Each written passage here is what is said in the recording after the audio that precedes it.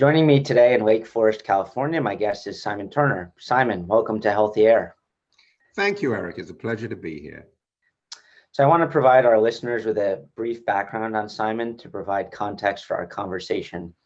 Simon's interest for the past 30 years has been the impact of buildings and their features on human cognition and health. He served as a CEO of Healthy Buildings International. The company grew and sold after 32 years in the industry, as well as his current role at Building Cognition, where he helps CEOs and real estate executives find ways to make their buildings more productive. Simon has credentials in LEAD AP and WELL AP. He studied applied biology from Nottingham City University and was recently honored as a life member of the Building Owners and Managers Association, BOMA. All right, well, let's dive into the questions. So Simon, please tell us about how you got started in the indoor air quality world and share your path over the course of your career.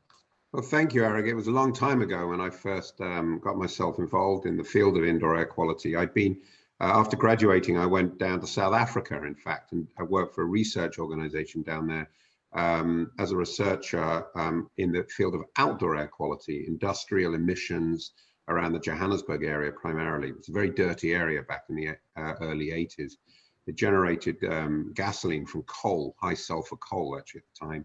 So I did 4 years on a research contract down there, and then left South Africa. And when I came to the United States, it was to join a small company that was focusing on indoor air quality at the time, especially HVAC equipment. And it was frankly in those days, by then it was like 1987, I joined them. It was touch and go whether a company like that would even survive, because no one was really talking about indoor air quality in any depth. There was hardly any science on it, a little bit. The EPA was beginning to look at it, but very little work was being done on it. And the whole concept of persuading the commercial real estate industry to assess their buildings for indoor air quality was a tough sell, I won't lie to you. And I was hired as a salesman, essentially, back in the day. But I think I saw the potential for indoor air quality to grow as a field. It was certainly untapped back in those days. And the original founders of that little firm with 7 employees were in some respects visionary, although it was a very risky business proposition. But it did grow, and obviously it became a more and more important field as the years wore on, as more and more members of the public and commercial real estate industry saw that their indoor environment was exceptionally important to their overall health and well-being. So if you like, I can go a little bit into the history of how that awareness developed, Eric, if you'd like that. Please do, yes. I think awareness started, I'll give the credit to the Environmental Protection Agency, who developed a very basic indoor air quality guide book back in the day in the 80s called the I-beam process, which was really rather well done, and again in itself visionary. And to this day, the I-beam process is, in my view, still valid and is still a reference document for many sustainability programs. Then the US GBC got kicked off. They started in the San Francisco area before moving to the Washington, DC. And many people regard the US Green Building Council, US GBC, as the 1,000-pound gorilla in the industry, because they saw the vision of sustainability and green buildings holistically, not just the indoor air quality element. And that grew tremendously quickly, and to the point where having a US GBC rating on the walls of downtown high-rise buildings is almost a requirement now, essentially. And that all kicked off in the 90s. And then we saw the development of the WELL program in the aughts, 2000 through 2010. WELL is different from US GBC in what they do, in that WELL focuses mostly on human well-being, cognition, health, wellness in general, and the impact buildings can have on overall human wellness, whereas of course US GBC focuses on sustainability and carbon footprints primarily. There is some overlap, perhaps 15% in their programs, but they're both run now by the GBCI, which is an umbrella organization that operates them both essentially. And since then, there's been many competitors to the whole sustainability world. BREEAM springs to mind, which is a British program originated in the UK. But all along, Erik, the indoor environmental field has been a key element of these programs, absolutely key. And of course, now with what's happened in the past year, it's become more than key, it's become paramount as an issue. So, I've seen that evolution of the indoor air field over the years, and it's been an amazing experience, really, when you think about this little salesman running around the streets of Washington, D.C. with a briefcase trying to persuade building managers to evaluate and document the indoor air quality in the building, when he'd ride up in the elevators with people smoking at the time, to the point where now it is a major issue, and that every building owner worth his salt is taking a very close look at the indoor environment because of the existential threat to their building if they don't, essentially. I think one last thing to mention is, as a game changer, back in 2015 was a study by the Harvard School of Public Health, which is nicknamed the COG-FX study. And the reason it was a game changer is that it was well funded, and it looked at the a relationship between the indoor environment, in particular carbon dioxide, ventilation, volatile organic compounds, and human cognition. And they were finding that to a large extent, there was a big impact, especially with ventilation and carbon dioxide, on people's ability to function well. And that study was published in 2015. It was funded by United Technologies, which is the folks who owned Carrier at the time, at least. And it was very well funded. And as a result, it got a lot of publicity. The folks who wrote that study were very talented at getting the information out. They had the Harvard name behind it. And although there'd been studies, Erik, about this issue in the past, over 20 years or so, there were probably a good 24 studies that had come through in that time that all showed this same relationship that the Harvard study found. That Harvard study was very much the cherry on the cake. And that was a game changer, and it really got the attention of the commercial real estate industry and their tenant base.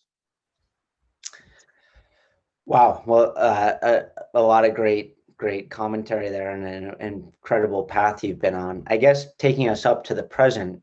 So given your career path, your history, your deep understanding of this space, how have you processed the pandemic, especially given that the nature of the risk and the threat is an airborne pathogen? It really is intersecting fields that you've spent your entire career working on. So how are you kind of digesting what's happening right now? Right.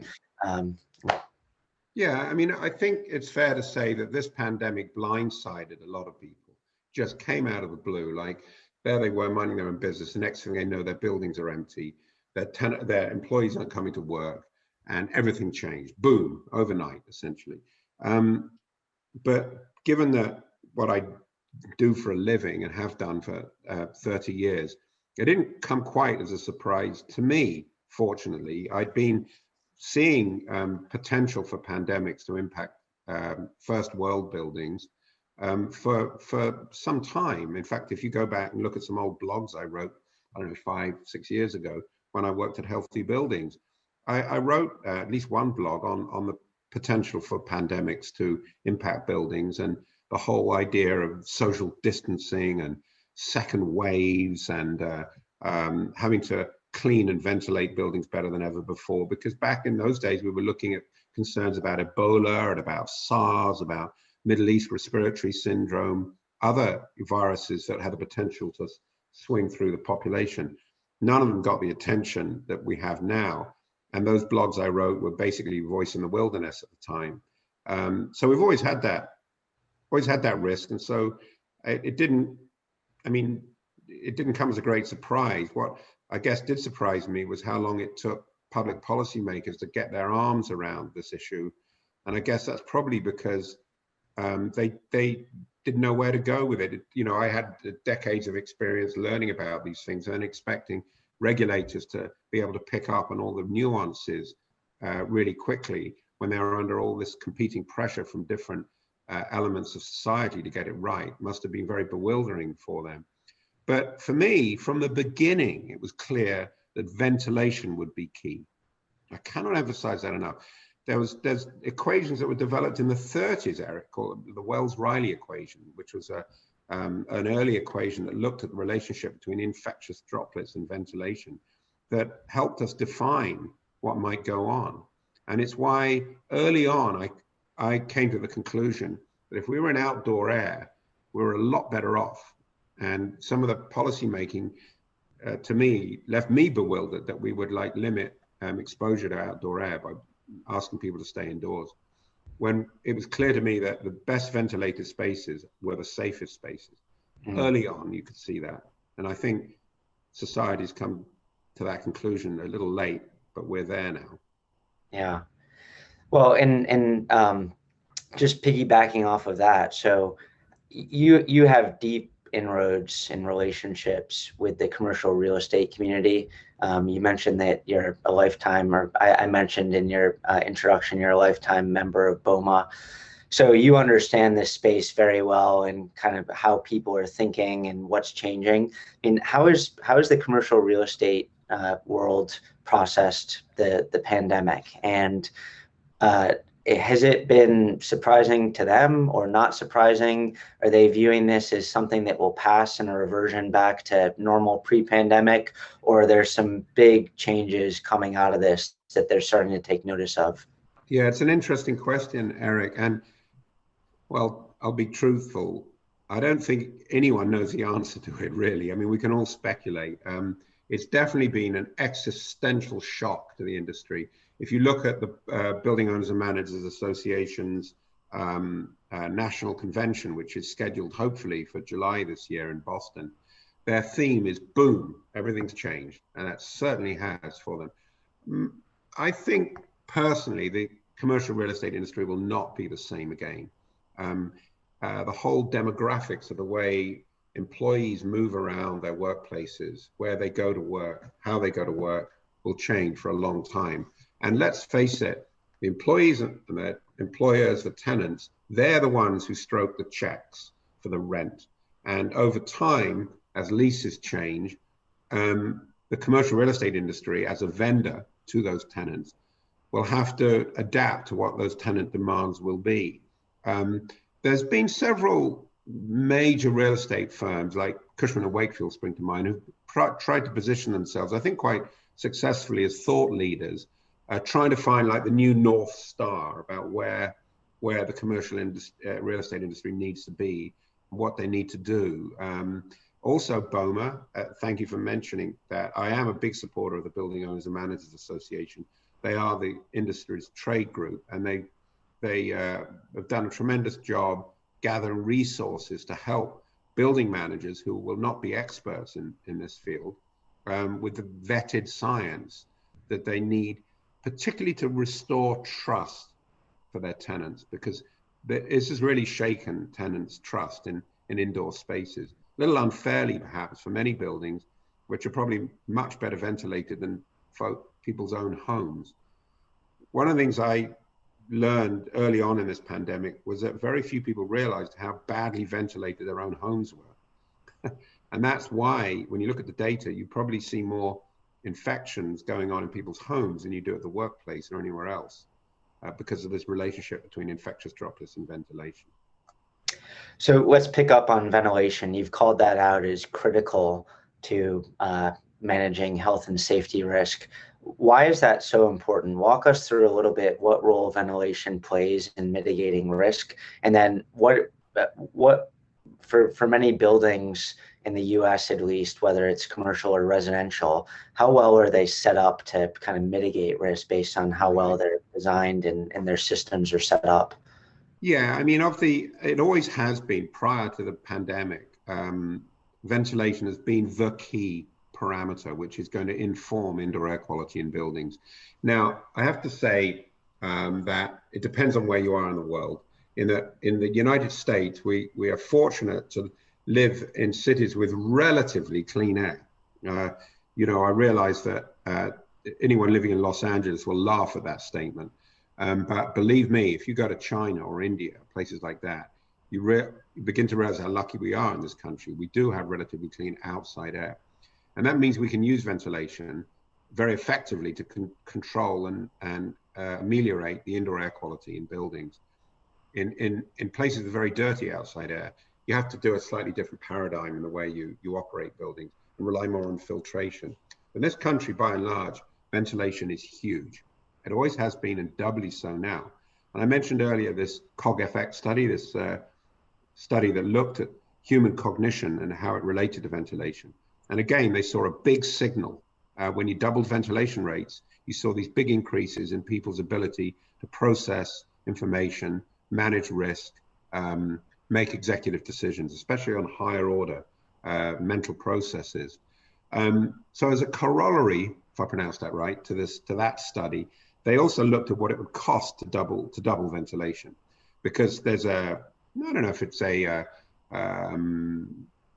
myth about how expensive it is, but certainly not everyone understands what the costs are of ventilating spaces.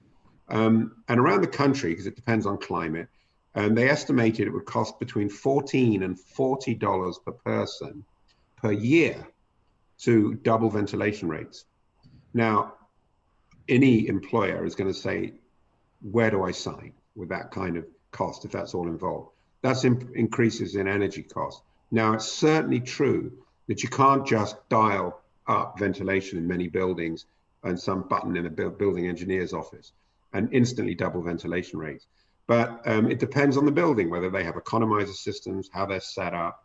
And certainly when we look at new buildings, there's the potential to do that, which begs an enormous question, Erik. If that's what it takes to improve human cognition, you've got this competing force, which is to save energy and minimize carbon footprints of buildings, which are one of the major energy users in this country with respect to climate change. But if you shut down ventilation rates, if you seal buildings so tight that you're actually damaging people's ability to think, you actually raise an ethical question about how ethical is it to do that to people. If we've got evidence that liberalizing ventilation rates is going to improve people's minds, essentially, when they're at work. So that's really something pretty fundamental. And it'll be very interesting in the next, decade or even less time, watching regulators, climate folks, ventilation standards, how they evolve, bearing in mind this relatively new information that we have. And in that respect, the pandemic couldn't have come, I don't want to say at the better time, but it certainly came at a point when, an inflection point where people are really having to look very closely at what they're doing with ventilation in buildings. So I think in the future, Erik, we're going to see buildings which will be better ventilated overall. Maybe they will change the way they ventilate buildings, how they use the outside air. They will offer more space, more light, I'm sure, and more of a choice in working spaces. In other words, we're going to start to see buildings sold more by content than just where they are, whether they're in a prestigious environment, and how many square feet you lease. It used to be, if you think about it, back in the 80s, we'd sell cars based on wheelbase. The bigger cars cost more than the smaller cars. Well, if you think about it nowadays, we don't buy cars like that. We buy cars depending on their content, what's in them, what kind of quality they have. That's much more important than how much space is in the back seat, quite frankly. And I think we could see the same with buildings. It'd be less focused on whether or not they have a prestigious address, and much more focused on their ability to improve the productivity of the people who work in them. And that will be much bigger selling points in the years to come.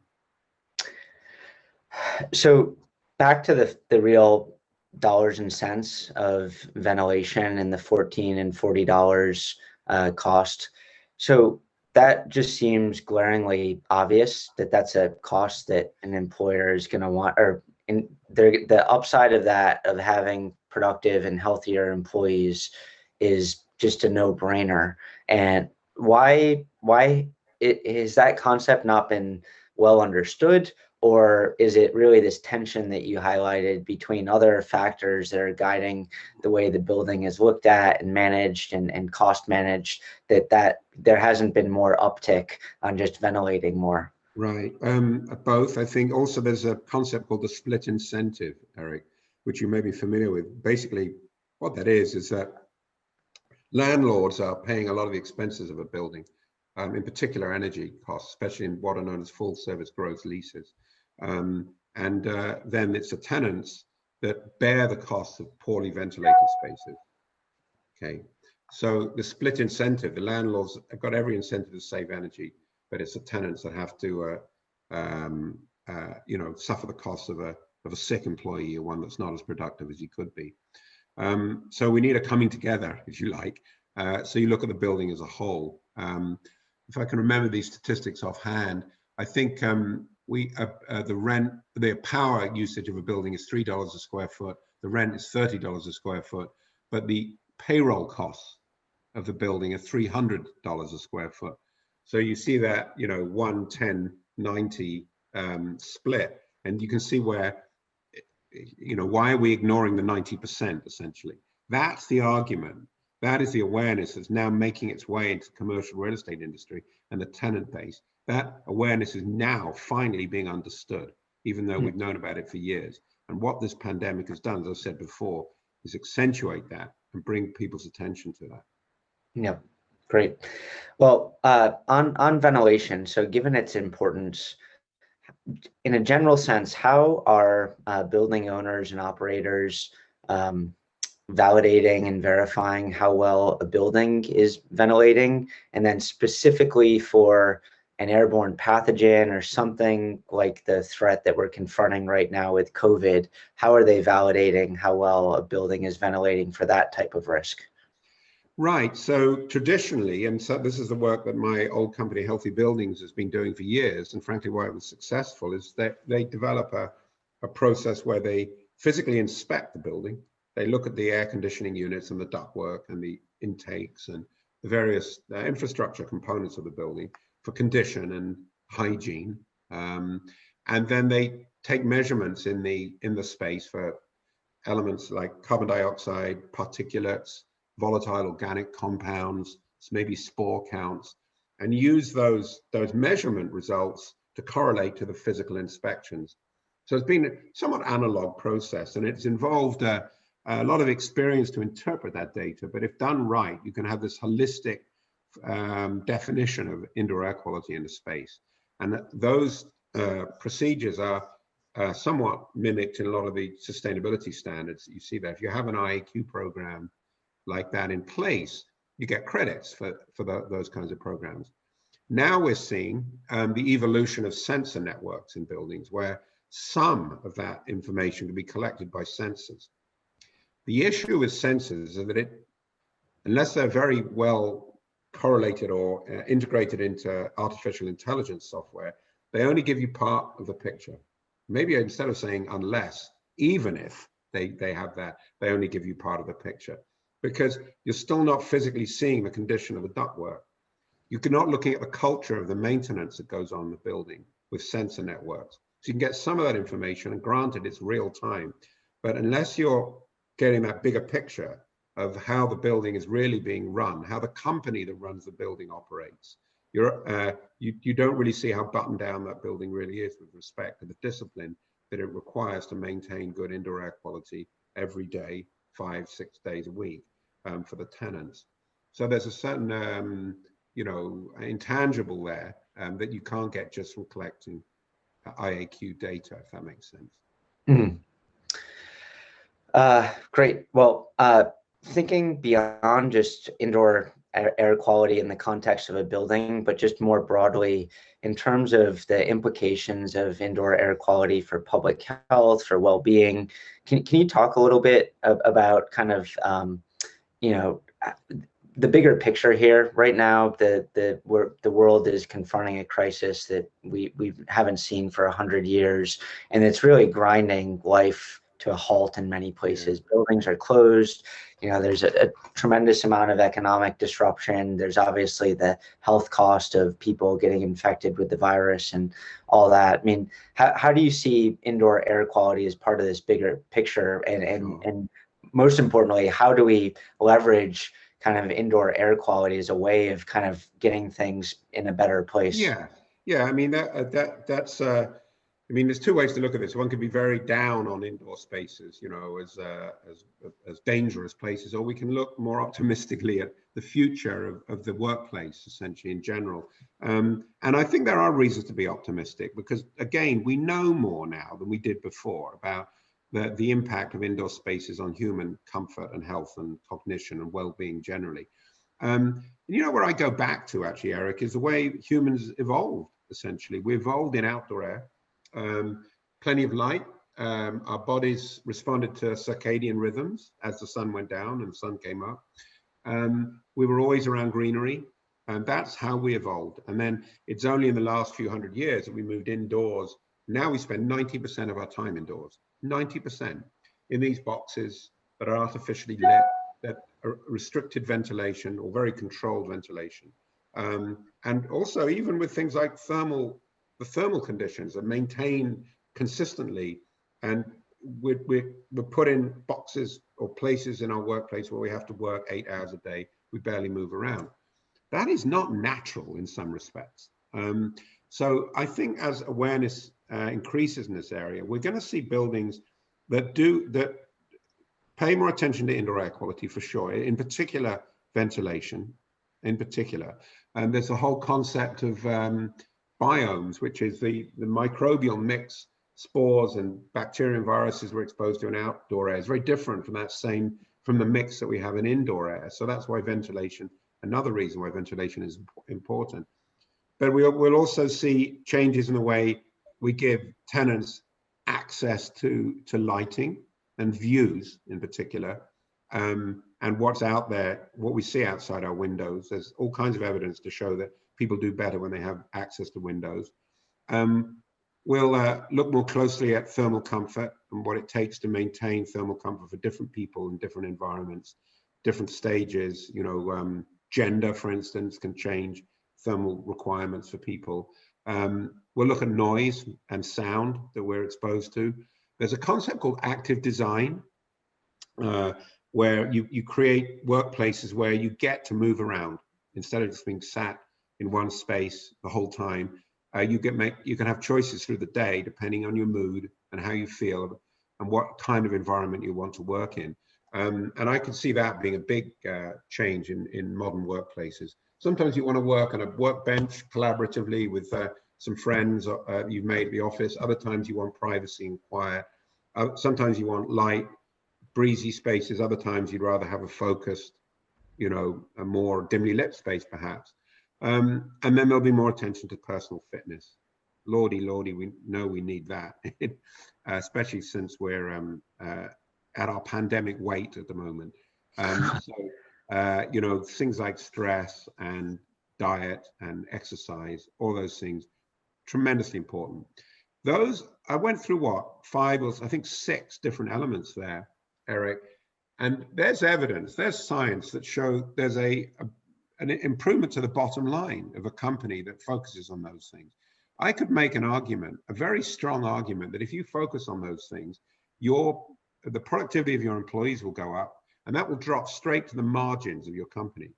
Every company is hunting for margin right now, every company. And if I can show you focus on those things, you see an improvement in your margin. That's all a CEO or a CFO needs to hear to make those changes. He will invest in that. And it's not just a margin for 1 year, there's a net present value that will take that those savings up for a decade to come, which will impact the value of the organization as a whole. So there's real money to be saved and made by focusing on those things. I think there's more of a realization now than there ever was in the past. So I know you're not a prognosticator, but I'm going to ask you to prognosticate. So you've just listed out some major trends or changes that we could see. You've already had 30 years plus seeing where you started your career and where we are now, and now we have a major watershed event in the pandemic that seems like it's going to prompt more change and accelerate it. Over the next 10 years, out of the things that you just mentioned, which ones are you more confident that we're really going to see this change in a significant way, where it's not just in pockets, but where we could see, kind of industry-wide type changes happening? Yeah. Well, I don't know. I think I'm personally a big believer in free markets. That is, follow the money. I think the commercial real estate industry in general needs to listen very carefully to what its tenants, the employers that rent space in buildings want. I mean, you can put aside industrial and logistics, though that market is booming, just going crazy because of the way already society has changed the way it buys things. So you have an enormous new opportunity in light industrial, logistics, shipping, and the friends I have in that part of the world, in that industry, they are just, I mean, their heads are exploding with the demand for spaces like that. But again, if you follow the money, what tenants are going to look for, I think personally, is a gradual but slow migration to the suburbs. And one of the reasons for that is that leases expire over time. They don't go like that. They tend to be long leases. But I personally believe that very prestigious addresses are going to be less important than very high quality spaces. So if tenants can find high quality, well-equipped space that focuses on those elements of productivity I mentioned, they're going to want to go there. So it's going to be incumbent on high-rise buildings in downtown areas to mimic that quality, to make sure tenants enjoy coming back to those spaces. So they become more of an experiential place to visit, a destination, if you like, than just a place to come to work. I think that's going to be critical. You're going to need to have technology and content drive that market, essentially. And obviously right now, the biggest competitor for commercial real estate is people working from home. But I think in the long run, people are going to want to come to those destinations, mix with their colleagues, get inspired by their colleagues, and they're going to want to see their spaces that they come back to more of a destination, and to have things going on there that inspire them. And that's going to be the challenge for commercial real estate owners and operators in the future, not just to provide a facility, but a real place where they get quality out of their day, just as it would be if you were deciding where to go with your family at a weekend. You want to go somewhere where you get quality out of it. I don't know if that makes sense, but that's probably what commercial real estate owners are going to have to focus on in the years to come. So you've been a successful executive, you've been a practitioner on the front lines, you've been a thinker, you still are a very active writer, speaker. What is your diet of reading and information that to keep you up to speed on what's going on, to spur your own thinking about what's happening, how to make sense of it, and also where things are going?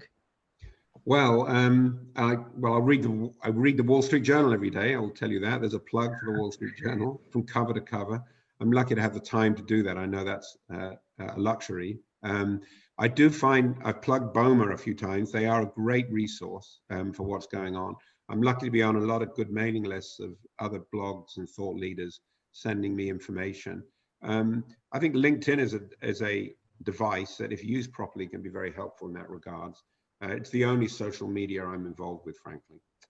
But you know what, Erik? Most of all, I haven't done it with this during this podcast, but it's mostly about listening more than talking, and listening to my industry colleagues who are in the trenches, working in this field every day, picking up the phone, being on Zoom conversations, and just listening to what's going on has been, one of the ways I get information. I am very much looking forward to going back to conventions and lunches and group activities like that, because I learn a lot, glean a lot from that kind of thing, take away nuggets all the time. But, I'm a curious guy, lots of reading, lots of listening. That's how I get my information. Great. So for our audience who's interested in learning more about your own work and your thought leadership, where can they find more information? Well, I'm not inaccessible by any means. They can always contact me through my website, buildingcognition.com. They read my blog. I publish a blog every so often on there, or they can just contact me personally, either there or through my LinkedIn. And happy to have a conversation with anyone who's interested in this world and my background. Great. Finally, is there anything that we haven't covered that you want to share with our listeners before we wrap up? Yeah, I mean, probably the one takeaway might be to recognize, Erik, that buildings are machines at the end of the day that we walk into and we trust with the environment that they create. But at the end of the day, just big machines that we build and maintain and operate. The difference between buildings and most other machines that are out there is that they're all different. If you take a production run of a car, for instance, they're all the same. I mean, they're spec'd a little different here, but basically their infrastructure is the same, one after the other. They run off a production line. That is not how buildings are constructed at the moment. It's amazing to me, but they really are not. Every building is different, even standard tilt-ups, because of how they are oriented, exactly where they're located, the tenant improvements that go on inside them that change their interiors. And certainly every high-rise building is very different, one building from another. And that's a challenge, because whatever technology you put in place can't be cookie cutter. It has to be adapted to the building. And so that's why AI and human expertise and diagnostics will continue to be important in buildings for years to come. Companies that are developing sensor networks, for instance, really need to understand that there can sometimes be no substitute for going into a building with experience and assessing what's going on. That's always going to be the case for the time being, I think, unless we see vast improvements in software that can really assess and manage buildings, no matter what environment is going on in them and where they're located and so on. Mm-hmm.